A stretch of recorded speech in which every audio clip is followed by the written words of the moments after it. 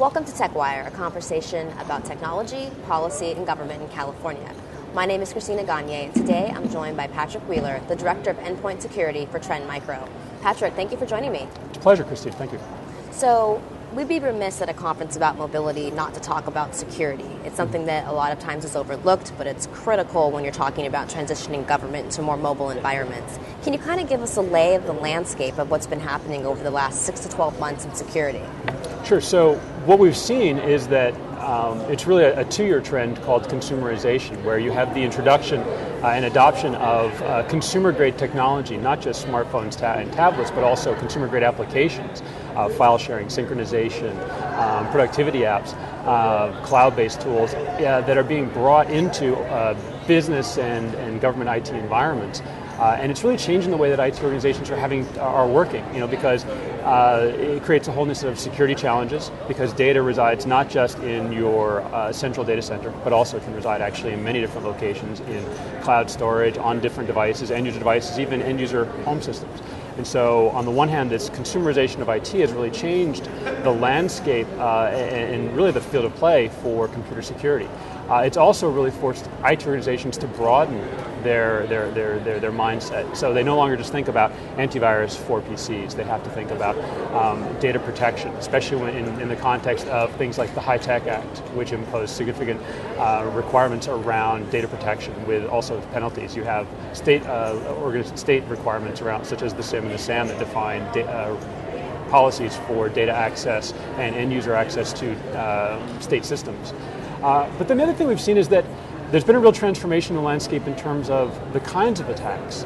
So in the past, the attacks were, in some ways, we could call them mass market. Attackers went for the targets that gave them the biggest opportunity, the greatest breadth. So, Windows PCs were 95% of the world, so that's what they went after.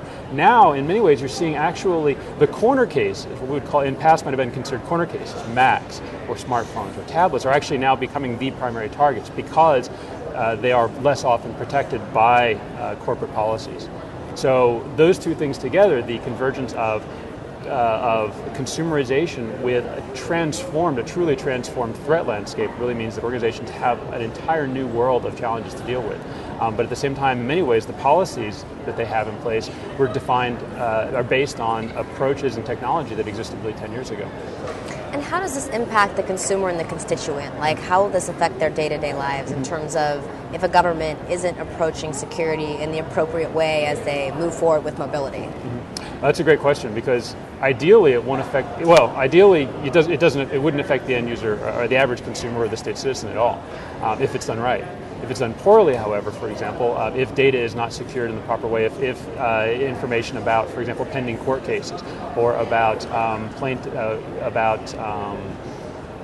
personal health records or other information actually is not properly protected, then it exposes the state to liability. It also exposes the state agencies to liability. It also exposes the end users to potential for data theft, privacy violations, and other potential manipulations that really have much broader implications. That's been driving a lot of the regulations you see at the federal and the state level.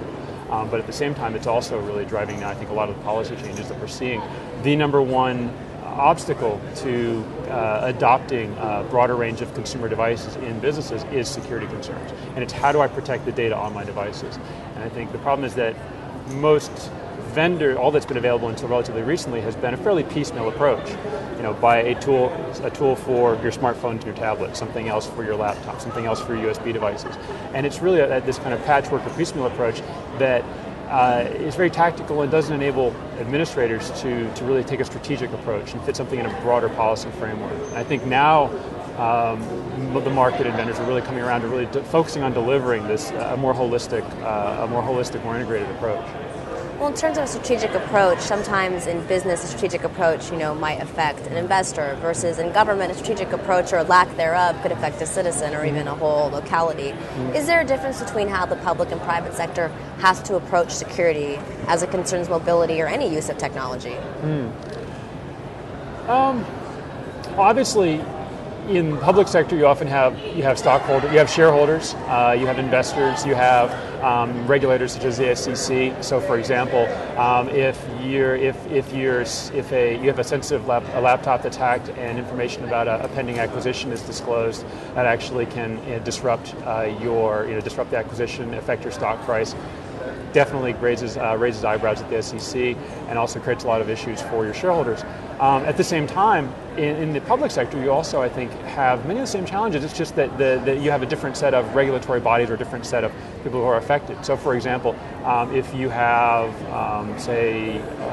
pending legislation around high-speed rail, for example, in the Central Valley, where maybe there are studies, and I'm just being hypothetical, if there were studies about land access, land stability, et cetera, in Central Valley that could affect the development of the high-speed rail project, that actually would be very sensitive information that somebody who outside of the state might actually, that somebody might actually want to access. And so, you need to think not just about, and I think this is the challenge, is don't just think about, do we have credit card numbers, do we have social security numbers, do we have court case records, information defined under the SAM as personally identifiable data, but think about information that we have that will be that could be relevant to those seeking to, in one way or another, profit off of state projects, off of infrastructure projects, off of land use in the state.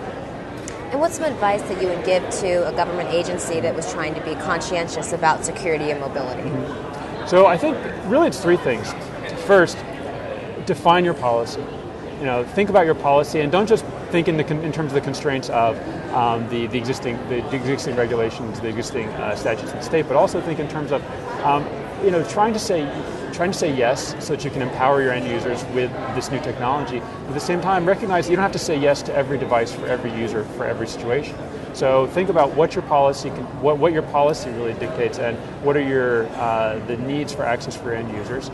And then think about the corner cases. And I think that's the other big difference, is that in the past we've thought about taking a policy-based approach, but taking the 80-20 rule. Let's ignore you focus 80% of your effort on where most of the cases happen. But what happens is you no longer can really ignore those corner cases. You don't necessarily have to put all full measures in place, but you need to at least be aware of what some of them are. The next is really look for solutions, for solutions, not just tools that tackle individual problems, but really focus on broader solutions that actually integrate and provide a more complete solution. The customers that we find who have the most success dealing with this are the ones who actually take a whole systems approach, and rather than solving the single problem of BYOD, I have these new tablets in my environment, I have to manage and secure them, but actually take a broader approach of how do I fit these into my overall security process and practices. They're the ones who tend to be most successful. And then finally, have a plan B. I mean, this is one thing that, as focusing on security, we typically think of the sort of line of defense. But at the end of the day, you also need to think about things like continuity of operations, disaster recovery. Plan B isn't just incident response. How do you respond to an outbreak? But also, what happens when the internet gets slowed down due to the world's largest, distributed denial of service attack you've ever seen, slows down access to your cloud-based applications. How do you continue your operations? How do you prevent impacts on productivity? Same thing for, obviously we live in a state that's prone to natural disasters, so continuity of operations is always very important. So disaster and recovery, things like backup recovery, are critical components of your overall approach. And I know that those are often, in some cases, actually spelled out in more detail than security measures that have to be taken. But I think that, what I often see is that security teams don't work in conjunction with or collaborate as closely with their peers in other parts of the organization, with the DR teams, with the physical security teams, with the data center teams, to really define a policy that actually allows them to be secure and operational through a wide range of possible events. Well, Patrick, thank you for joining me today and sharing your expertise with me. It was a pleasure. Thank you. Thank you. And thank you to our audience for once again joining us in a conversation about technology, policy, and government in California.